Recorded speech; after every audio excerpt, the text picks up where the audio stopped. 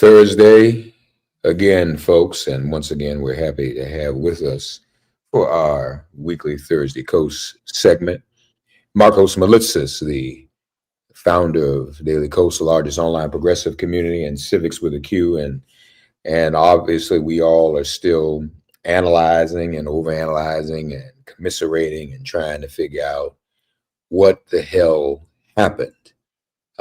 And we still don't know everything as numbers are still coming in. But we'll see what more we know than we did 2 weeks ago. And as the weeks go by, we'll know even more. And there's some fundamental questions we'll seek to answer. Meanwhile, is anyone at all surprised by what we've seen in terms of, and beginning first and foremost with some of these appointments to the cabinet, Trump's cabinet?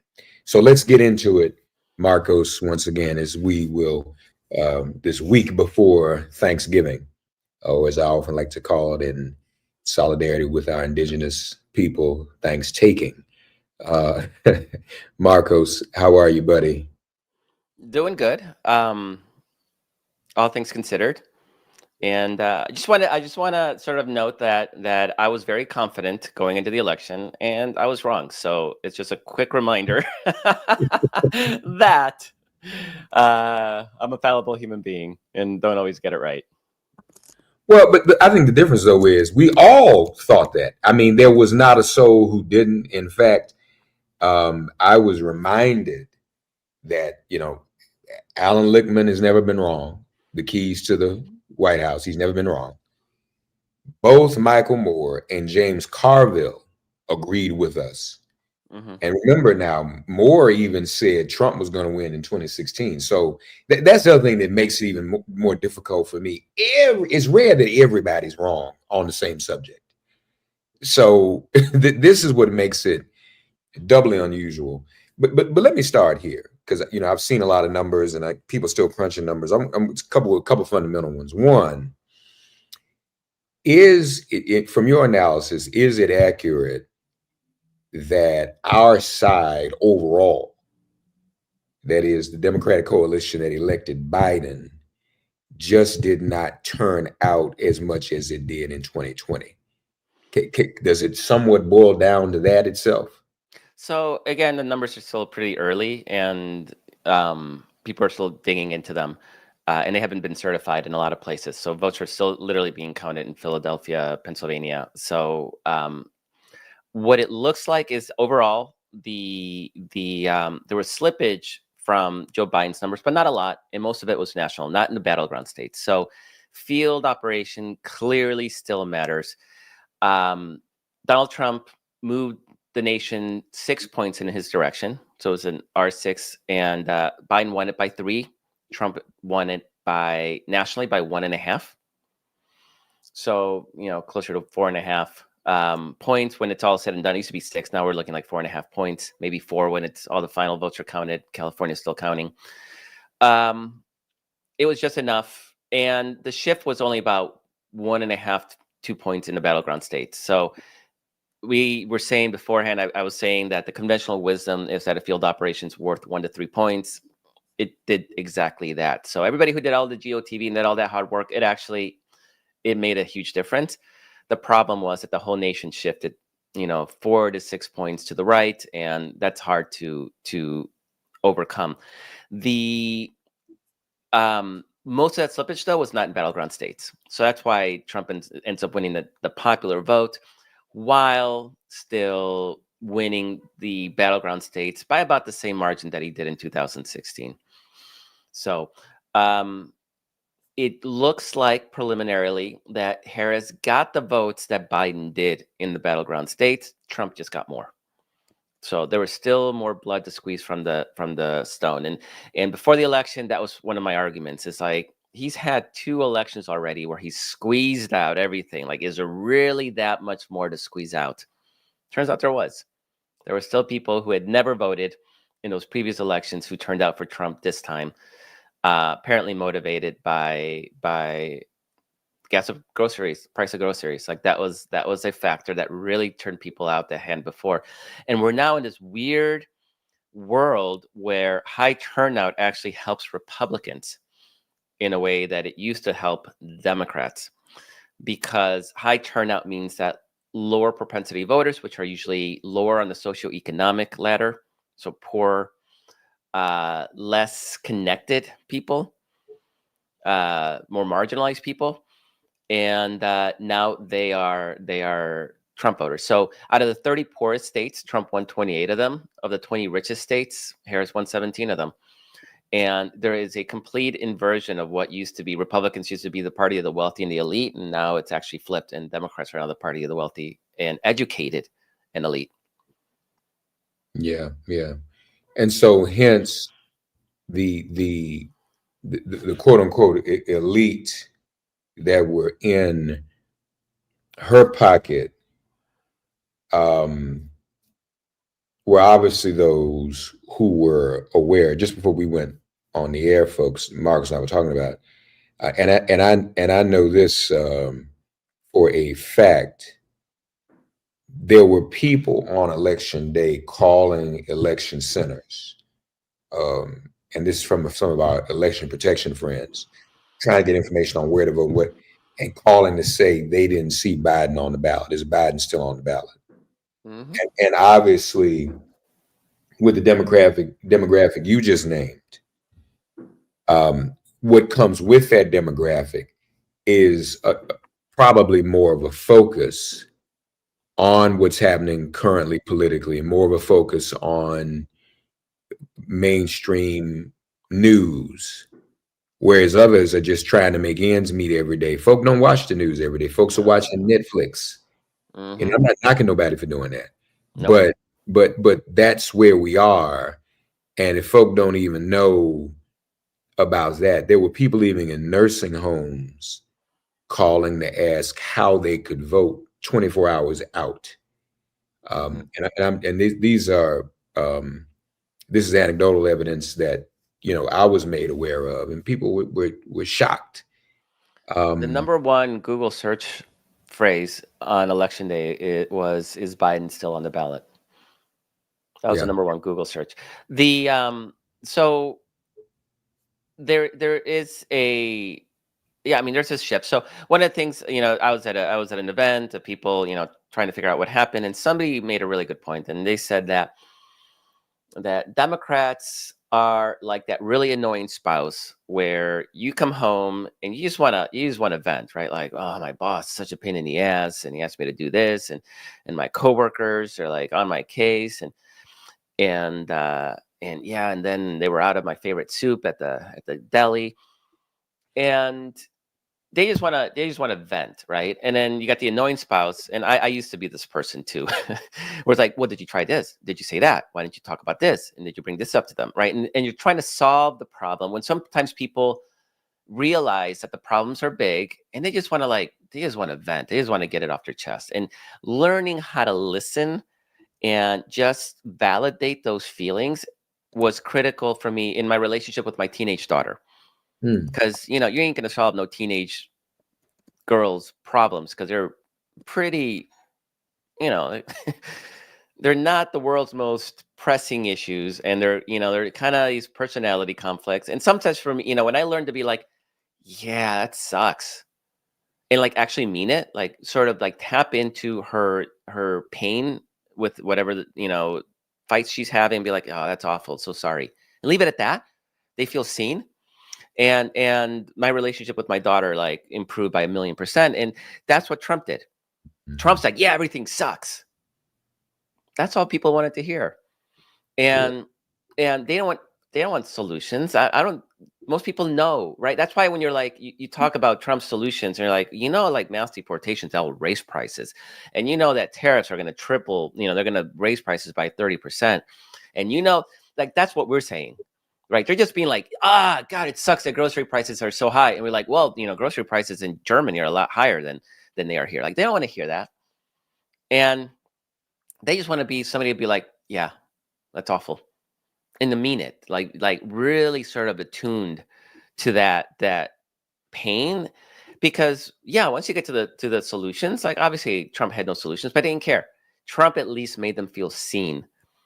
And I suspect that that's something Democrats are going to have to get better at, or we're going to have to find the Democrats are good at just seeing that pain and just validating it and saying, yeah, it's real.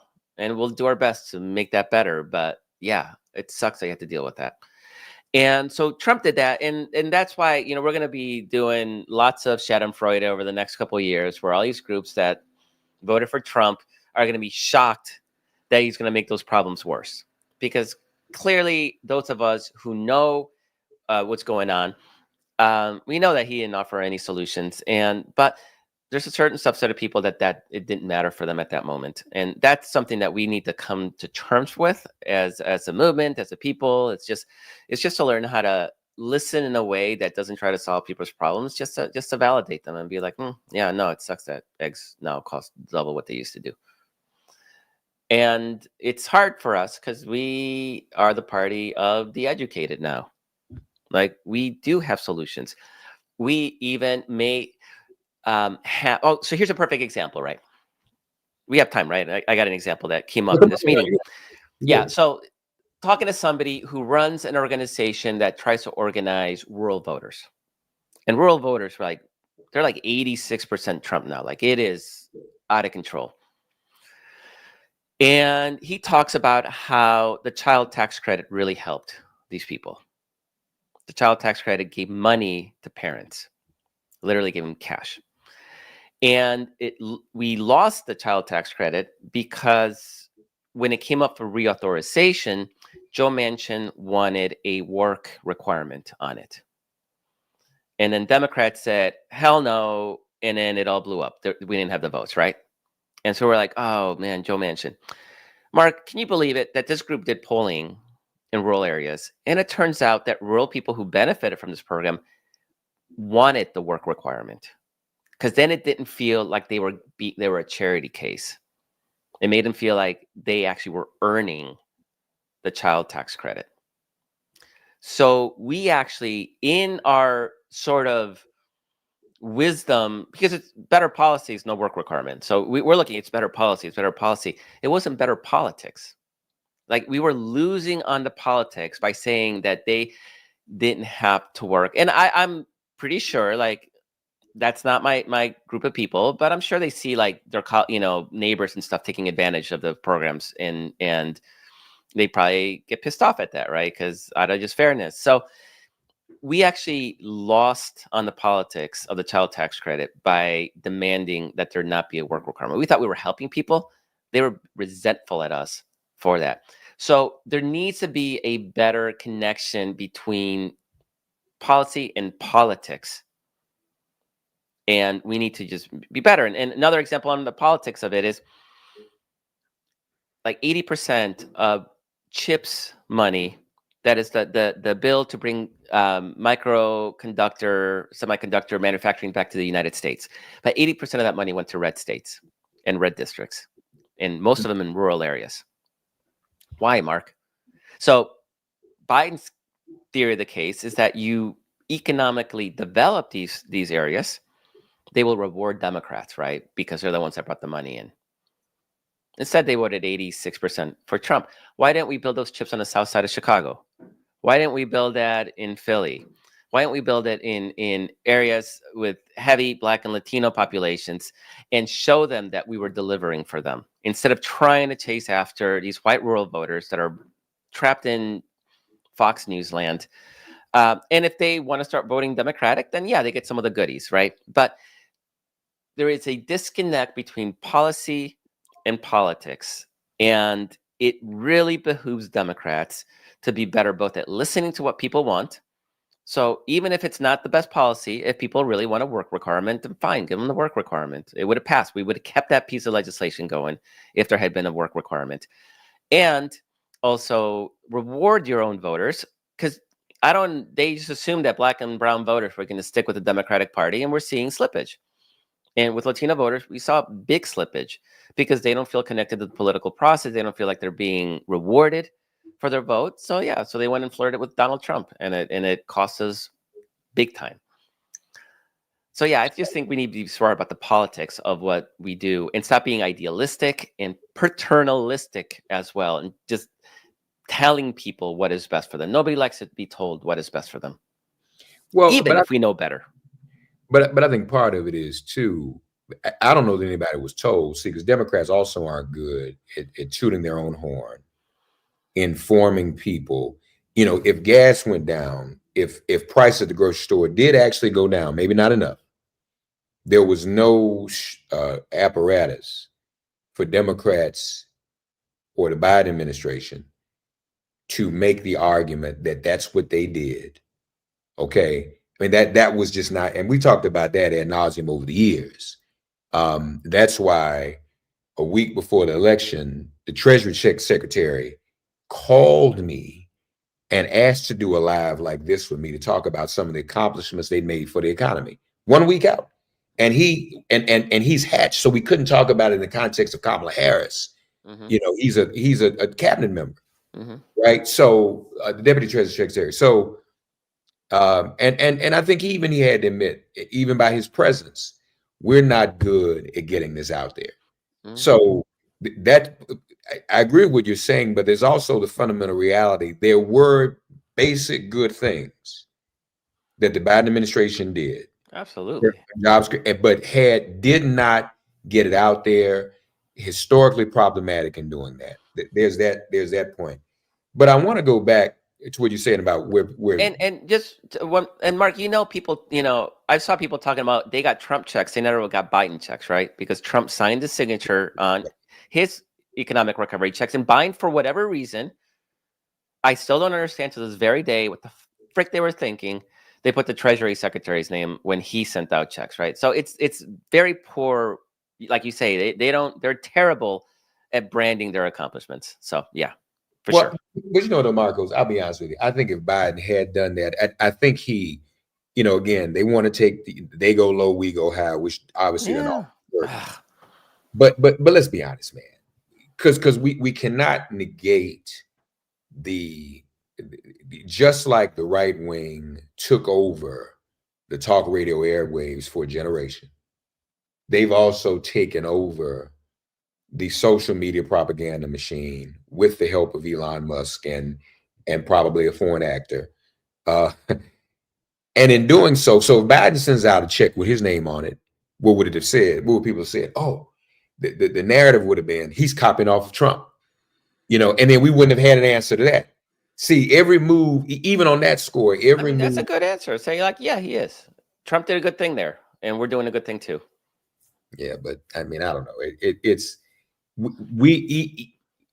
our answers are often too late, and then we don't have the answer to the answer in the way that they do to push it out on the media, on the social media, to really influence people's opinion. They started a while ago with the STEMI and the check. That's been going on since before this election cycle. But I want to go back to something you said about the about Latinos. Now, some of these numbers have been adjusted, whether this is accurate or not. There are some who are now saying that the shift in Latinos was not as big as we thought on election night. Have you seen anything like that? I'm seeing big shifts with Latinos. So I know people are trying to draw different data to try to mask that. I don't think it does us any good to sort of hide that reality. There was big shifts with Latino men. There was. Is it as big as the expose? I don't know. And actually, I don't care. The fact is we have a issue with young men, and we do not need to be sticking our heads in the sand. And it's actually multiracial. Like it's just young men are feeling alienated for any number of reasons. And it's not just an American deal. It's something we're seeing globally. Like as women become more educated, as they become more assertive in leadership and in business, men are struggling to cope with the fact that they're no longer the masters of the universe. And I just said it in a way that's kind of demeaning. We need to be better about, again, being attuned to that whatever that trauma is, and having an answer for it, because making fun of them is really just going to drive them more into the hands of not just the right, but the fascist right. That's what we're seeing globally, and it's dangerous to see this radicalized male population, and this idea that young people are going to save us. It's driven by young men. Like they are. It's rough, and they're going to school less. They're less educated. Their economic power has diminished dramatically, and yeah, it's a struggle for them. Hey, Mark, can I break news on right now? Please. Matt Gaetz has just withdrawn for AG. Oh, wow. Wow, that is big. So That's amazing. yeah, I was like, wait, what? It must have been brutal, because I know he was doing a tour with Senate Republican senators, with JD Vance, trying to get support. So it must have been bleak. Yeah. Well, So obviously, well, that says a lot, because if so, I wonder now, because he no longer has his congressional seat, he can't go back. I don't think. nope. I think he can withdraw his resignation. I No, he want already. Oh, could he withdraw his resignation? That's a good no, because then they would release the report. right. And That's what I'm saying. Right. So yeah, there's no incentive for him to go back. There was a rumor. I don't know if I really believe it, but it's interesting to share that Trump and Johnson and some folk kind of got together. They wanted, it was unanimity around Matt being the need to get rid of him. So there was yeah, like a conversation. Well, listen, make him think you're going to appoint him as AG, so then he'll resign, and we won't have to release the report, and then decide you're not going to appoint him for AG. yeah, So I don't know if that's true, but the result is the same. He's done, as well he should be, and there's probably some fear that report is going to come out. It must be that bad. And then yeah. you got the defense secretary, a nominee. See, this goes. That police report was just either leaked or released, and yeah, it does not make him look good in the least bit. Looks like he drugged a woman at a conference after sexually harassing multiple other women, and then drugged her, and then raped her while she was drugged. So And gentlemen, I'm a man, Markos, man. We're talking to men right now. A couple of men in the chat. Who are asserting their manhood, and some asserting the very sexism you talked about. If you're watching on YouTube, I'm not going to share those comments, but Trump obviously represents maximum maleness. I don't give a damn, and especially with young men, because as young men, what do? We want immunity. We want to do whatever we feel like doing, and then we want it to be forgotten about. That's just our nature. And so I'm sorry, these cats with these sexual crimes, whether it be harassment, we look at the Supreme Court justices, we look at beginning with Clarence Thomas and all that. Unfortunately, some of us are raised differently, but a lot of men do that. All right, and can relate to it. And yeah, I don't want this guy to be persecuted, because if he's persecuted, I'm persecuted, because I did the same thing and I didn't mean anything. I just liked the woman or whatever, and so that is a larger problem that actually coincides with my current, as you all know, matriculation in seminary. You don't realize what you said, masters of the universe. That is a part of evangelical. If we're on the spectrum from white evangelical Christianity to white Christian nationalism, I, as a white man, speaking as if I am the representative of God on earth. And in other faiths, you have to compensate for that in other cultures, though. well, why don't we see the presence of God in other people of color or in women or anybody else? But that is a real thing. And I knew that. But man, being here in school, reading, the scholarly evidence of that actual thought, going back to as recently, goes back further, but I'm going to say even as recently as Germany and Hitler. Mm-hmm. Thing, man. I mean, I know you and I know that. But when I'm sitting Mm-hmm. here reading, man, and these scholars, I'm like, it just takes on a whole nother heavy intellect, Right. man. And I'm like, wow, again, things we take for granted there's really documented scholarship that is the belief, even down to uh, uh, uh, capitalism and the stock market and the aggression that goes there. I am the male. And I have the right to be as reckless with the Mm-hmm. house market and derivatives as I want to be, because I am the man. And Yeah. the reality is, you articulate, it's almost if you in class with me. The threat of women and their aspirations and their ascendancy feeds the incel culture. Mm-hmm. Because women, I mean, let's face it, let's have some male talk. Let's be real, y'all. And I'm not saying this to enable anybody's incel behavior, but women do need us less in terms. Mm-hmm. At one time, women, you had to count on us for income. Um, Now, and studies have shown, probably shouldn't say this too loud either, that over half the households in this country are headed by women, financially and otherwise. And so there's nothing that makes a man, I know people in relationships right now, as I'm sure you do. Some dudes can't be in a relationship with a woman who is more financially or career-wise successful than he is. Yeah. Guesses them up. And I know couples that I even counsel cannot deal. The dude cannot deal. You and I ain't like that. We like women. Hey, woman want to be with you and me who's rich? Markos, I don't think we gonna fight. Say, yeah, go on, girl. Oh, hell no, please. So as, as, More as, money, good. and even in a career station, I mean, you and I, we've done a lot. We don't have anything else proved. Yeah. So if there's a woman in our lives who is more successful, I could be the first gentleman. Have a ball. Oh, Okay. hell yeah. You wouldn't either. We wouldn't trip off of that. Yeah.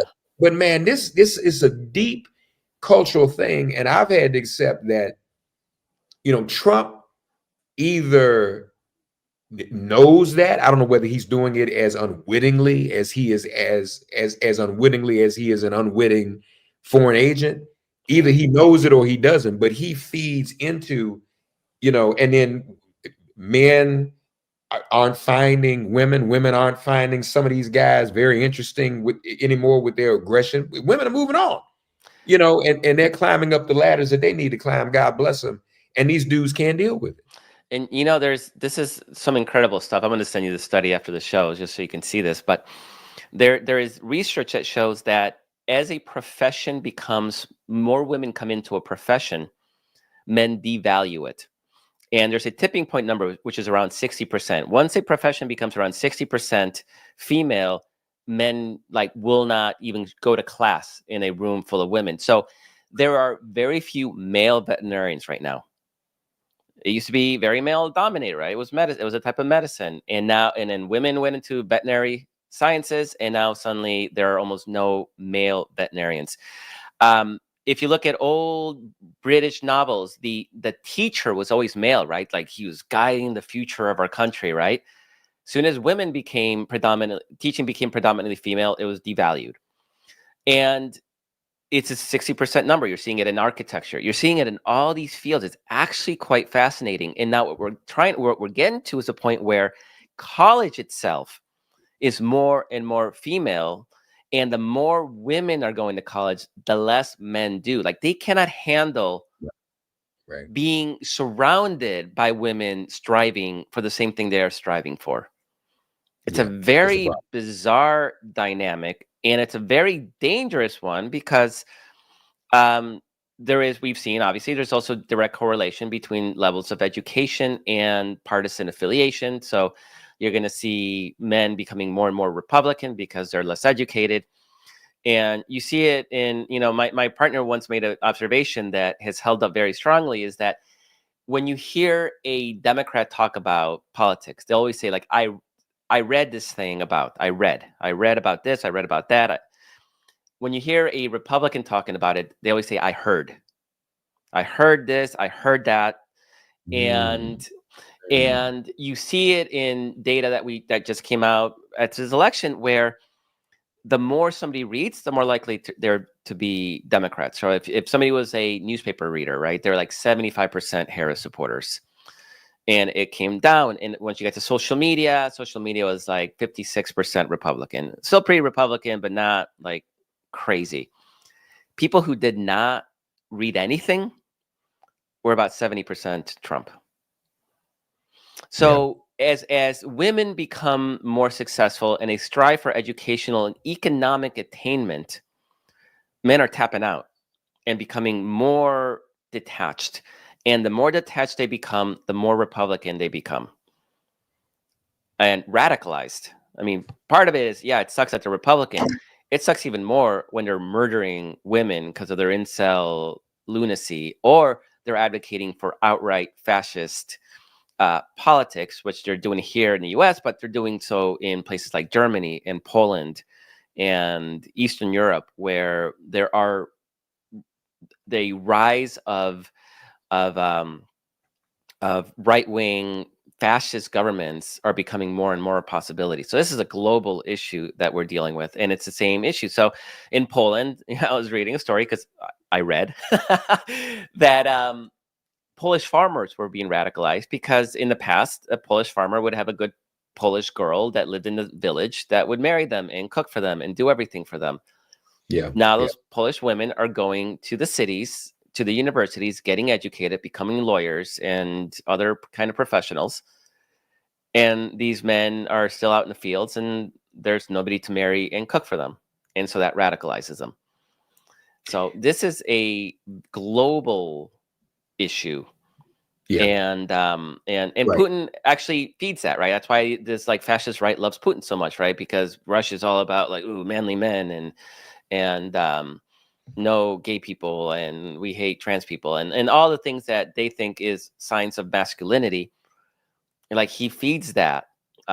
Viktor Orban as well in Hungary, right? Who's Trump's best friend on the global stage.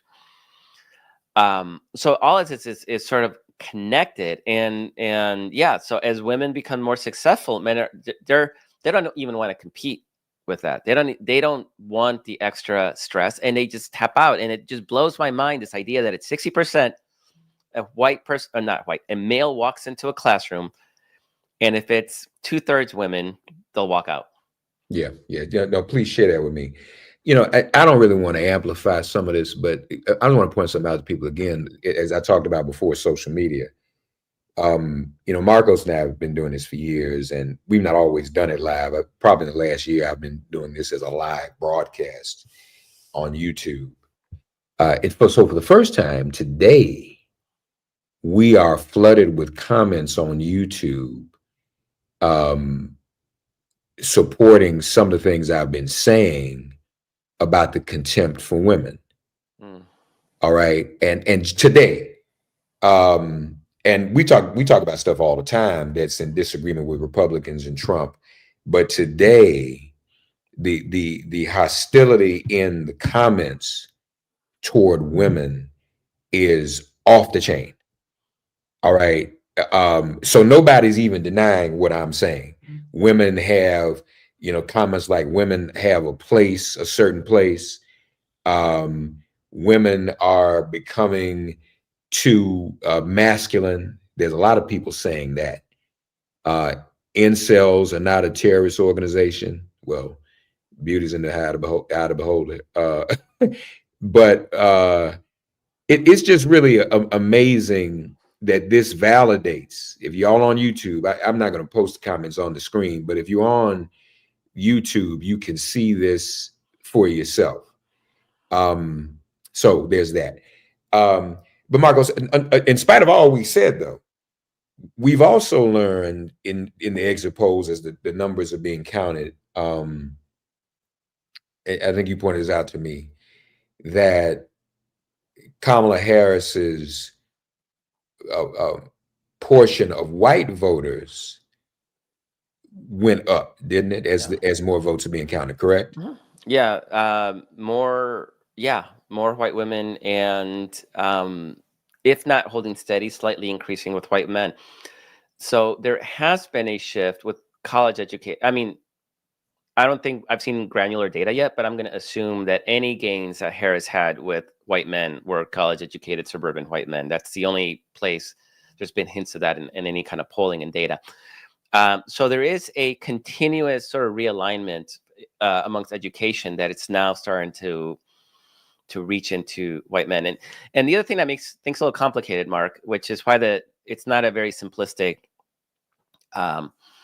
analysis, is that Trump is sort of a uniquely different historical and political figure, because he swept the battleground states, but Republicans down ballot only won one of those down ballot states, and that was in Pennsylvania, and did so by a sliver of a sliver. So it's not a Republican Party thing.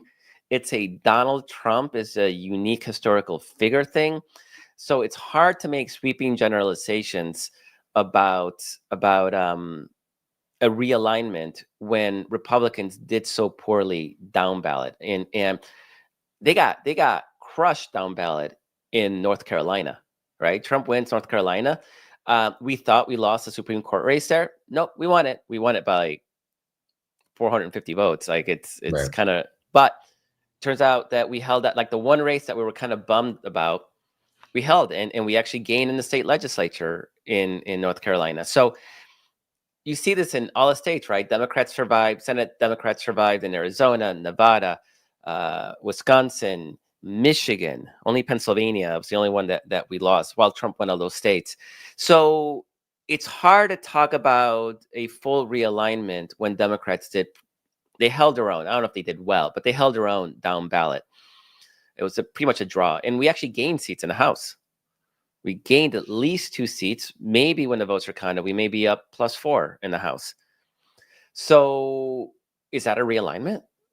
And the only reason that we didn't take back the House is because North Carolina redistricted in the middle, earlier this year, and they gerrymandered the map. That's literally the only reason they're going to have control of the House this time around, because of a mid-decade gerrymander. So that's why I don't want to get too deep into it, because once Trump is Right. out of the ballot, things are going to look different. And so everybody's sort of focused on what did the Latino vote do with Trump, and what did the Black vote do with Trump. It may be more informative to see what happened with those voting groups looking down the ballot. And Yeah. we know that there's a big drop off.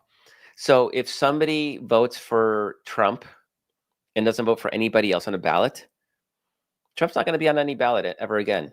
So do we count those people? I don't know. It's complicated, and it's difficult to do an analysis. So that's why it's hard to get too deep into this sort of, digging into it, because you're going to see a big snapback towards the Democrats in 2 years. It's virtually inevitable. And then in 4 years, you're going to have Republicans now having to defend Trump's record. And it's going to be tough, because he's not going to lower prices. So it's going to be his whole, the Democratic campaign is going to be, prices are too high. And Republicans promised to fix it, and they didn't. And so we'll be able to run the same campaign they ran against us in 4 years. So it's going to be an advantage for Democrats. Right now, we're in an anomalous point in history, and I'm really struggling to figure out how to make sense of it. Yeah. But again, I think it goes back to the gender piece, because now the question becomes, can the Democrats nominate a woman again? I mean, is that even a possibility? Yeah, I hate that. It's a great question, and I hate it. And I hate that people are going to debate it, because I absolutely. That's a very small sample size. It's two two female candidates, and both of them lost by slivers. I mean, this was no landslide. Either Yeah. one of them was not a landslide, and Hillary Clinton won the popular vote. So the notion that we have to nominate a man, unless I don't get the sense, I no doubt that sexism played a role, but I think the overlap between sexism and Republican incelism is probably 1-to-1. I don't know how many in a significant number, people would just find other reasons to vote against. Had we nominated Pete, right? Oh, he's gay. Had we nominated Cory Booker? Oh, he's black. Had we nominated, like, do we even have a straight white man that, I don't know, like Josh Shapiro? He's not Josh Shapiro. The Pennsylvania Shapiro. Well, he's Jewish. Like there would have been something Yeah. that people want to hate on. John Kerry, he's too effeminate, right? Like there's always something that they'll come Right. up with some BS, like, and so I hope that doesn't scare us away from nominating women, if that is who happens to be the choice of the voters, right? Because it's gonna be a crowded primary field. Mark, there's gonna be like 30 candidates running on a Democratic side. We have a very deep bench right now. So yeah, I mean, it's gonna be is it gonna be California Governor Gavin Newsom? Well, he's from California. That Right. Right. disqualifies him. Like there's always gonna be something, something, something. Um, we can't get caught up in that. We just have to nominate who we think is the best person to represent our party. But I do think what I am seeing is there's going to be a lot more focus with Democratic Party and its partisans and groups towards winning, as opposed to, oh, we got to answer questions about whether trans prisoners should have taxpayer-supported gender-affirming surgery, right? Like that's not a thing that affects most people, and we do need to refocus. And that wasn't like Harris; she didn't bring that up, right? But Right. ACLU asked it. Why did the ACLU ask that question? Like, what does that matter in the context of what really matters to people? Yeah. And so I think we need to get away from this notion that everybody has to feel like their one pet issue is addressed. If that one pet issue affects just a fraction of people, and you actually hurt our ability to win broadly, because there's just no doubt that had Harris won, trans people would be better off than they will be under Donald Trump. So did you really need to get her on the record on a policy that existed under Trump, right? Like, who gives a crap? It's there already. Why do you need to opine on that? Yeah. Yeah. So this is sort of a challenge I think we have as a movement, is to get away from wanting to make every single group feel seen and heard about every one of their little issues, and just realize, like, we need to win. And you know what? If we win, you will be better off. And like with the Gaza people, right? Like, you're not better off with Donald Trump. Congratulations. You feel like you hurt Kamala Harris. You taught her a lesson. What's that mean? People are going to die. More people are going to die now because of what you did. Right. Right. Right. And And people going to learn the hard way. They're going to see that yeah. it's inevitable. And Um, they'll still blame Democrats. Well, she should have run a different campaign. She should have done this. Well, no, she ran the campaign she did. You had a decision to make. right. And still, in many ways, did the unprecedented in 107 days. I mean, Yes. they're going to be books written about that. And at some point, when and another time we'll get into, some of our own internal problems and issues, because it didn't help the feud between her camp and the Biden camp. And Yeah. some of the Yeah. Biden people were still angry Yeah. that Yeah. he dropped out. But let me ask you this, and then I want to do two other things before we go, that are important. If he had stayed in, would it have made a difference? I think he would have lost by more, Yeah. but it would not have been a big difference. People were locked in. But you know what? One lesson that I want everybody to take to this, people are like, well, voters say they want a younger candidate. Voters say stuff, they're lying. Like a lot of that stuff is absolute lies. We gave them a younger candidate and it didn't barely change numbers, right? Yeah. It moved the numbers 3 points. And I'm not convinced that Biden would not have closed that gap just out of fear of Donald Trump, because all that excitement that we saw for Harris didn't matter. All this people sleeping for Donald Trump didn't matter. People were locked in. And once people were locked in, nothing was going to change the dynamics of the race. There's nothing. Mark, I look at this race.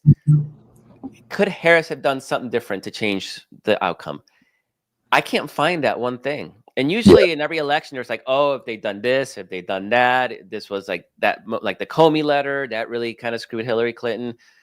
And I'm looking at civics data, right, where we can see the day by day. It was a horizontal, line the entire time that she was in a race. Nobody budged. Billions of dollars were spent. Nobody budged. Yeah, and not to mention figuring out what anybody could have done in 107 days was an impossibility. We'd be remiss if we did not get your thoughts, because you and folks, Daily Kos, more than any of the corporate media, has been doing the most extensive coverage on Ukraine, and we invite you to check that out at dailykos.com. Your thoughts on the status of that war, the Biden administration lifting the prohibition on Ukraine firing missiles into Russian territory. Russia apparently in the past 24 hours fired an ICBM in the Ukrainian territory. What are you thinking about all of this and where this is going? Yeah, Ukraine right now is sort of a bloody stalemate with Ukraine having grabbed a chunk of Russian territory north of Ukraine. They invaded Russia, I don't know, about 6 months ago, and Russia has been unable to or unwilling to push them out. And then Russia slowly making bloody gains on the eastern front in eastern Ukraine, and it's pretty stalemated right now. Biden raising eliminating the elimination or allowing the firing of U.S. made weapons into Russian territory is really actually kind of frustrating, because there's no reason he could not have done this 2 years ago. And it's a sort of pattern that I think really sullied Biden's legacy on Ukraine, where instead of just like going all out and just offering all the aid and all the weapons and all the support and no restrictions, this thing may have been over 2 years ago had that been done from the beginning. But there's always this process for 6 months. No, we don't want to escalate. We don't want to escalate. And then they finally give in, and there's nothing to escalate. What's going to escalate? Like Russia's already massacring Ukrainians by the thousands. So they lifted that, and Trump can come in 2 months and reinstitute that restriction, right? Like it's not particularly useful at this point in any meaningful strategic sense. Now, tactically, it may help save some Ukrainian lives in the short term, but from a ending the war standpoint, too little, too late. And so now really it depends on what Trump is going to do. And we all know Trump doesn't know what he's going to do at any given moment, right? It's whoever talks to him the latest. There was a conversation with Trump and Ukrainian President Zelensky after Trump won. And people said that Zelensky was pleasantly surprised. No details, but he was pleasantly surprised. So maybe Trump is not going to come in hot to help Russia. And Russia has been on this weird thing where they've been insulting Donald Trump, right? So the day after Donald Trump won, state media ran pictures, Melania Trump's naked pictures, just for no reason, just to humiliate Melania Trump. And I don't know if Trump gives a damn about Melania. Like, do any of us really know? But it was such a blatant insult that maybe Trump might be feeling like, okay, F Vladimir Putin, we're going to end this war once and for all, and we're going to lift all restrictions, and we're going to send more aid to Ukraine. And so maybe that's a thing that will happen. I wouldn't count on it, but I would be very pleasantly surprised, and I'd be very, very supportive if that's what happens. Yeah. Well, I would speculate that it was, probably another way of letting him know we run you. You work Y- for us. Sometimes you got to put the Yeah. employee in place. It's like making RFK eat McDonald's on the plane, right? When Yeah, RFK's entire shtick is about making America healthy again. right, right, right. Lastly, what are we going to do about Twitter? People, there's going to be there's a planned mass exodus on January 20th.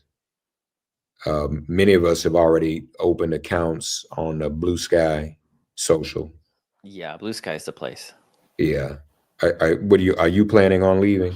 Oh, I already left, and I set up shop at Blue Sky, and my follower numbers are dramatically increasing by the day, Yeah. like 1,000 a day, and it's nice over there, Mark. And a lot of the big names have already moved over, and there's definitely a critical mass. And I noticed that even with my very small current number of followers on Blue Sky, I'm getting more engagement on Blue Sky than I was in Twitter, because Twitter's been throttling progressive voices anyway. Yeah. Yeah. And for a while, it was like, are there the big names? Are they over there? And they weren't. And now everybody's sort of moving. I hadn't heard about a January 20th our date, which is great, because Yeah. now the problem Blue Sky's having is they're growing by 1 million people a day. They're up to 20 million as of 2 days ago. They have 20 employees, Mark, 20. So they're having some growing pains on the infrastructure side, and so I think people just need to be patient Yeah. with them as they do this. And Twitter had the same thing back in the early days too, right? So this is not unprecedented, but for a long time, there's so many Twitter alternatives, and none of them were really sticking. And now I think the critical mass has been reached, and Blue Sky's the place. Now, what's different? What's sort of the big question is if there's a big breaking news event. Like, I still think Twitter, because a lot of government organizations are on Twitter, and a lot of major political figures are on Twitter. If they stay there, it means I can't delete my account, which I would love to delete my account. And I have 180,000 followers on Twitter, and I would kill to delete the account, but there's still work reasons to do so. If this wasn't my job, I would bug out of there, Yeah. Yeah. close the account. I can't, but I'm certainly not really using it anymore. And so this past week, I've spent all my time at Blue Sky. It feels comfortable. All the right people are there, and every day that critical mass keeps growing. So Yeah. Yeah. so I didn't realize you're at Blue Sky. I gotta find you and follow you, or maybe I already do and forgot. But Same handles. Add Make It okay, Plain, add Minister. cool. So you'll see me there. Yeah, We aren't able to stream there yet. They don't have that technology, but I'm sure they'll get that straight yeah, in short yeah. order. I think the money's gonna flow. The VC money's gonna flow into them to help make this a reality. And so I definitely encourage everybody who's at Twitter to, if you can, just close that account, go over to Blue Sky. It's actually, and it's, you know what, you don't have those blue check marks like at the bottom of every freaking post just being total a-holes. Like, it's actually quite nice. Yeah. And Andrew Tate lasted like 3 hours, like, before he was banned from Blue Sky, right? So they're not putting up with the horrible people, which by itself is reason to go to Blue Sky. Yeah. Yeah. Yeah. Um, all right, folks, dailycoach.com, civicswithaq.com. Markos, happy Thanksgiving to you and your Likewise. family, and to all of the listeners and all the viewers. Hope everyone has a blessed Thanksgiving. And everybody, With all please the take ways. care of yourself. Please, I know politics are tough, but like, it's okay to unplug. It's okay to like find a wellness practice, whether it's yoga or whether it's exercising or running or meditating, or like find a way to rejuvenate. And because it's going to be a long 4 years, and we need everybody healthy for the fights that come ahead. So like, take care of yourself, please. Yeah, no, absolutely. And folks, it's going to be all right. We're gonna be all right. We're gonna continue to stand for what's right. It's in moments like these that we find out who we really are. Unfortunately, some of us will have to learn the hard way, Yeah. but learn we will. And one thing is for certain: there will be no more Donald Trump runs for president. That is the end of that. Yeah. So that is a guarantee. All right, buddy. Thank you. Thank you so much. Have a great Thanksgiving. Bye-bye. Same to you, man.